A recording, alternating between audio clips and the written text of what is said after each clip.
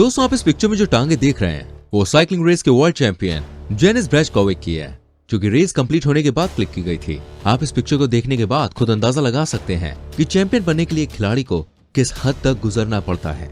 ये जो दूसरी पिक्चर एक फ्रॉग यानी कि मेढक की है, और वो भी असली मेढक। इस मेढक को दोस्तों कहते हैं ग्लास फ्रॉग, और ये इतना ट्रांसपेरेंट होता है कि आप इसके हर ऑर्गन को देख सकते हैं, जैसे कि हार्ट, किडनी, लिवर। दोस्तों और भी इस तरह के मजेदार फैक्ट्स जानने के लिए प्लीज हमारी वीडियो को एंड तक देखिएगा। अगर आप पहली बार हमारे चैनल पे आए हैं तो प्लीज चैनल को सब्सक्राइब करें और साथ ही बेल आइकन प्रेस करें, ताकि जब भी हम कोई वीडियो अपलोड करें तो उसका नोटिफिकेशन खटाक से आपके पास पहुंच जाए। तो चलिए शुरू करते हैं आज का ये एपिसोड। नंबर 1। दोस्तों आप जानते हैं, अगर नीदरलैंड में रहने वाले किसी शख्स की मृत्यु हो जाती है और फ्यूनरल अटेंड करने के लिए उस शख्स का परिवार, दोस्त या रिश्तेदार मौजूद ना हो, तो फिर द लोनली फ्यूनरल प्रोजेक्ट के तहत पोएट्स को फ्यूनरल अटेंड करने के लिए भेजा जाता है। इस प्रोजेक्ट की शुरुआत 2002 में नीदरलैंड के पोएट और आर्टिस्ट एफ स्टैर्क ने की है। फ्यूनरल पर आने के बाद पोएट्स मरे हुए शख्स के लिए खास कविता भी पढ़ते हैं, ताकि मरने वाला शख्स अपनी मृत्यु के दिन खुद को अकेला महसूस न करे। इस प्रोजेक्ट के तहत अब तक आप जानते हैं हजारों फ्यूनरल्स किए जा चुके हैं। नंबर 2। दोस्तों फेसबुक अपने नियम को लेकर हमेशा विवादों में रहता है।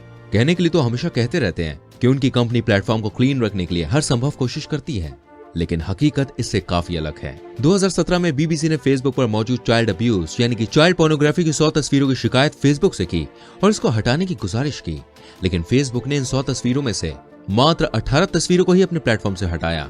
बाकी 82 तस्वीरों को नहीं हटाने के पीछे वजह जानने के लिए बीबीसी ने फेसबुक से एक इंटरव्यू की गुजारिश की। फेसबुक ने इंटरव्यू को टालने की कोशिश की, लेकिन बीबीसी की तरफ से लगातार अप्रोच किए जाने की वजह से वो इंटरव्यू के लिए तैयार हो गए। लेकिन फेसबुक ने बीबीसी से उन तस्वीरों की मांग की जिन्हें कंप्लेन के बावजूद भी फेसबुक से नहीं हटाया गया।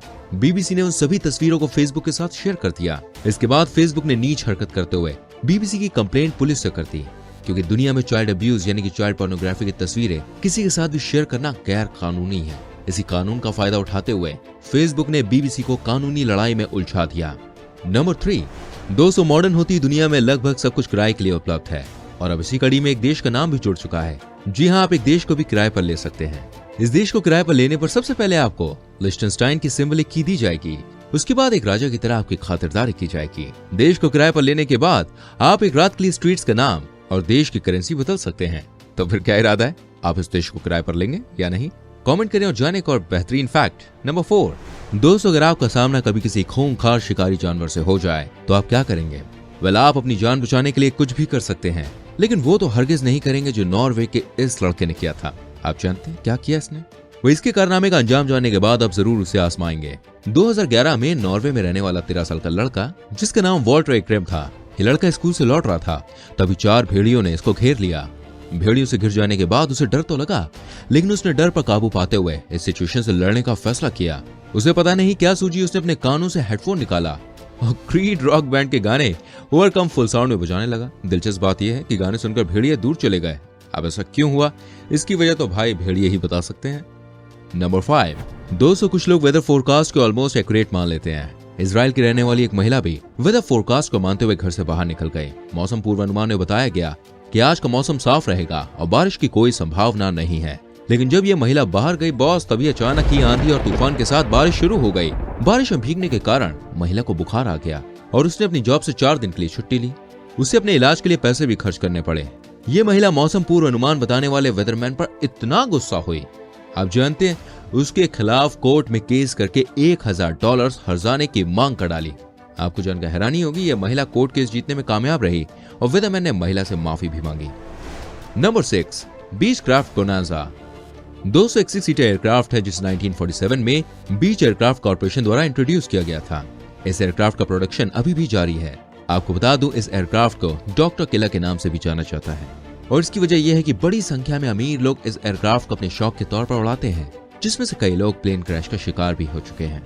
बीचक्राफ्ट बोनांजा कई अमीर लोगों की मौत की वजह बन चुका है। यही वजह है कि इसे डॉक्टर किलर की उपाधि दे दी गई है। नंबर 7। दोस्तों जब भी आप गुप्त रोग से रिलेटेड कोई भी एडवर्टाइजमेंट बैनर देखेंगे, चाहे वो बस में लगा हुआ हो या फिर दीवार पर या फिर खंबे पर चिपका हुआ हो, तो आपने एक चीज नोटिस की होगी कि ज्यादातर जो गुप्त रोग विशेषज्ञ यानी डॉक्टर्स हैं, उनके क्लिनिक का एड्रेस कुछ इस प्रकार होता है, बस स्टैंड के पीछे। क्या दोस्तों आप जानते हैं ज्यादातर गुप्त रोग डॉक्टर्स बस स्टैंड के पीछे ही क्यों मिलते हैं या फिर वहीं क्यों बैठते हैं? अगर आप नहीं जानते तो कोई बात नहीं दोस्तों, मैं आपको बता दूं। जैसे कि आप जानते हैं किसी भी बिजनेस के लिए सबसे ज्यादा इंपॉर्टेंट चीज है उसकी लोकेशन। और आप ये भी जानते होंगे कि आज से 10 से 20 साल पहले लोगों के पास अपने पर्सनल व्हीकल्स बहुत कम हुआ करते थे। मोहल्ले में शायद एक दो के पास ही गाड़ियां हुआ करती थी। ज्यादातर लोग बसेस या फिर ट्रेन में ही सफर करते थे। और जैसे कि हम सभी जानते हैं, बस स्टैंड जो होते हैं वो किसी भी इंसान के सफर का या तो स्टार्टिंग पॉइंट होता है या एंडिंग पॉइंट होता है। और ये एक तरह से हॉट स्पॉट था जहाँ पर डेली लाखों लोग विजिट किया करते थे। तो ऐसे में गुप्त रोग विशेषज्ञ यानी डॉक्टर्स को लगा कि भाई साहब ये जो जगह है उनके बिजनेस के लिए काफी अच्छी है।